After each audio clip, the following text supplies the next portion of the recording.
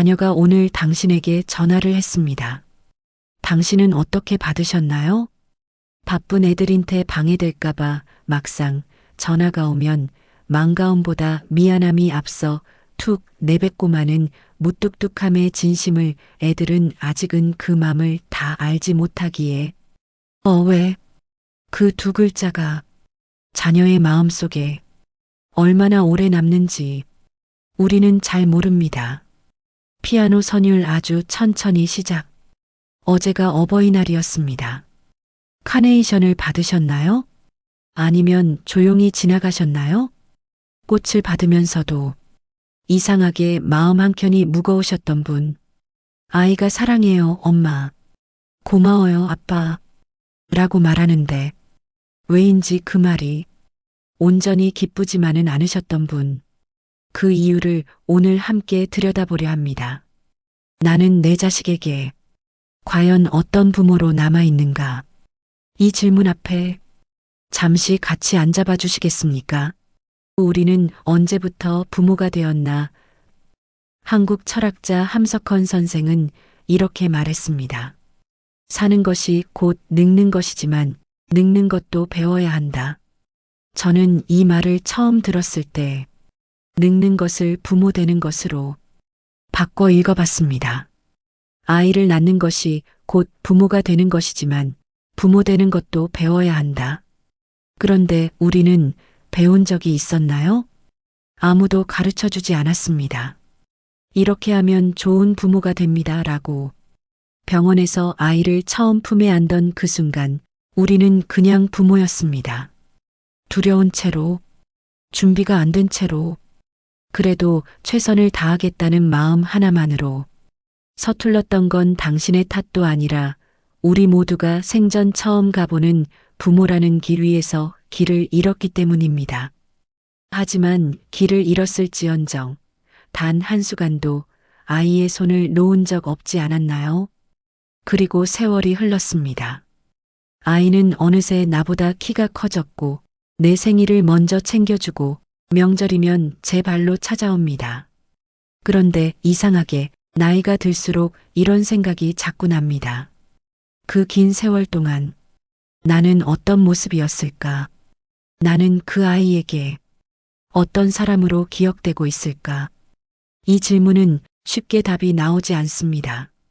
왜냐하면 내가 기억하는 나와 자녀가 기억하는 나는 같은 사람이 아닐 수 있기 때문입니다. 내가 기억하는 나 vs 자녀가 기억하는 나. 심리학에 흥미로운 연구가 있습니다. 부모에게 묻습니다. 당신은 자녀에게 어떤 부모였습니까? 그리고 자녀에게 따로 묻습니다. 부모님은 어떤 분이셨나요? 두 대답이 일치하는 경우는 놀랍도록 적다고 합니다.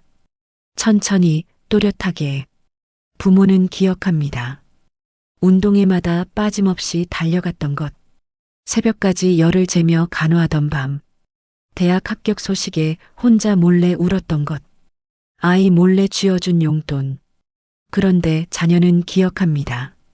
아버지가 술 마시고 늦게 들어오던 날, 엄마가 내 말을 끝까지 듣지 않고 잘랐던 순간, 형제와 비교당했을 때의 그 표정, 너는 왜 그것밖에 안 되니라는 그 한마디, 누가 틀린 게 아닙니다.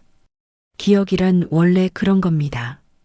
인간은 좋았던 것의 총합보다 상처받은 순간을 더 선명하게 저장합니다. 그게 인간의 본능입니다. 살아남기 위해 위험했던 기억을 더 크게 저장하도록 설계된 존재니까요. 그래서 오늘 제가 드리고 싶은 말은 당신은 나쁜 부모였습니다. 가 절대 아닙니다. 오히려 그 반대입니다. 당신이 기억하는 것보다 훨씬 더 많은 것을 자녀는 이미 받았습니다. 다만 그 방식이 조금 달랐을 뿐입니다. 그리고 그 달랐던 방식이 때로 자녀의 마음에 흔적을 남기기도 했을 뿐입니다. 그것이 부모라는 존재의 어쩔 수 없는 숙명이기도 합니다. 우리 부모도 그랬다. 잠깐 여기서 시선을 한번 돌려봅시다. 우리의 부모님을 생각해 봅니다. 그분들은 어떤 부모였나요? 전쟁을 겪고 보릿고개를 버티고 자식만은 배불리 먹이겠다는 일념으로 하루하루를 살아내신 분들, 그분들이 우리에게 사랑한다고 말씀하신 적이 몇 번이나 있었나요? 안아주시고 칭찬해주시고 오늘 기분이 어때? 하고 감정을 물어봐 주신 적이 있으셨나요? 아마도 많지 않으셨을 겁니다. 하지만 우리는 압니다. 그 무뚝뚝함 안에 얼마나 큰 사랑이 있었는지를. 새벽 4시에 일어나 도시락을 싸주시던 손, 비 오는 날 학교 앞에 조용히 서 계시던 모습, 말은 없었지만 내 등에 올려주시던 손바닥의 온기, 그게 사랑이었습니다. 표현이 서툴렀을 뿐 사랑은 틀림없이 거기 있었습니다. 이제 자녀의 입장에서 우리를 바라봅니다. 우리도 부족했습니다. 우리도 실수했습니다. 우리도 몰랐습니다.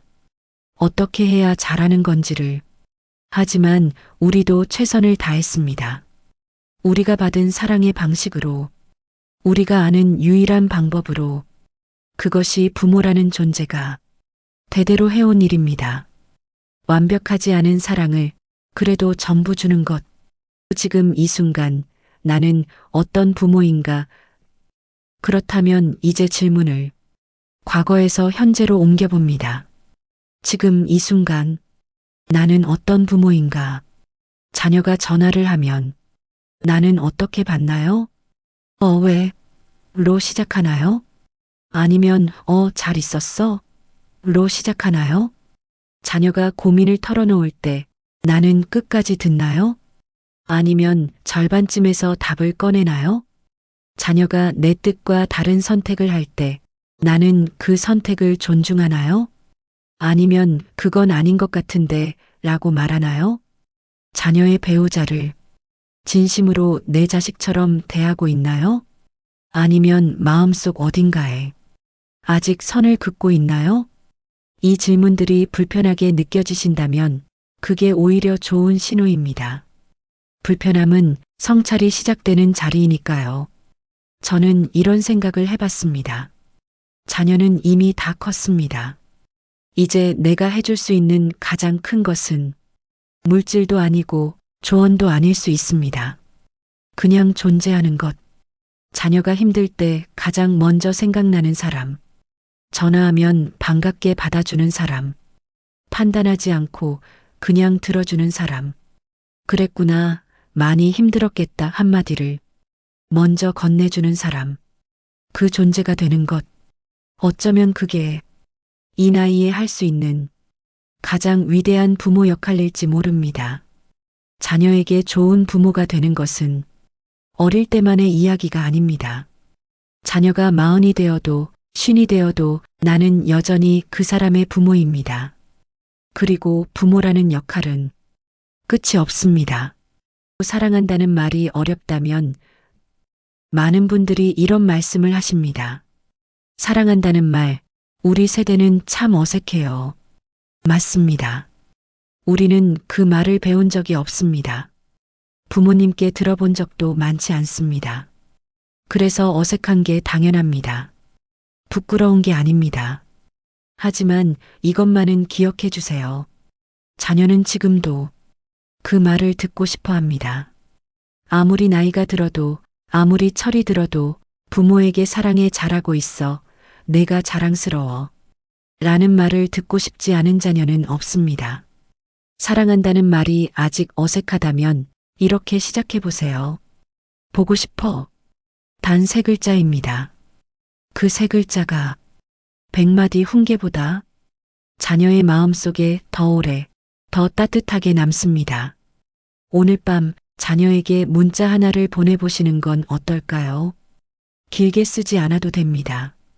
어제 어버이날 내가 생각났어. 그냥 보고 싶어서. 그 한 줄이면 충분합니다. 함석헌 선생의 말로 다시 돌아갑니다. 늙는 것도 배워야 한다. 부모 노릇도 배워야 합니다. 아이가 어릴 때만 배우는 게 아니라 아이가 어른이 된 후에도 내가 할머니, 할아버지가 된 후에도 우리는 여전히 배우는 중인 부모입니다. 완성된 부모는 없습니다. 평생 배워가는 부모만 있을 뿐입니다. 오늘 이 영상을 끝까지 보신 분들께 한 가지만 말씀드리고 싶습니다. 나쁜 부모는 이런 고민을 하지 않습니다. 당신이 지금 이 질문 앞에 앉아 있다는 것, 나는 어떤 부모였을까를 스스로 물어봤다는 것, 그것만으로도 이미 충분히 좋은 부모입니다. 자신을 너무 가혹하게 대하지 마세요. 우리는 모두 처음 해보는 부모였고 지금도 여전히 배우는 중인 부모입니다. 그리고 그 배움이 계속되는 한 우리는 자녀에게 더 나은 존재로 남을 수 있습니다. 오늘 영상이 마음에 닿으셨다면 주변의 소중한 분께 공유해 주세요. 오늘도 끝까지 함께 해주셔서 진심으로 감사합니다.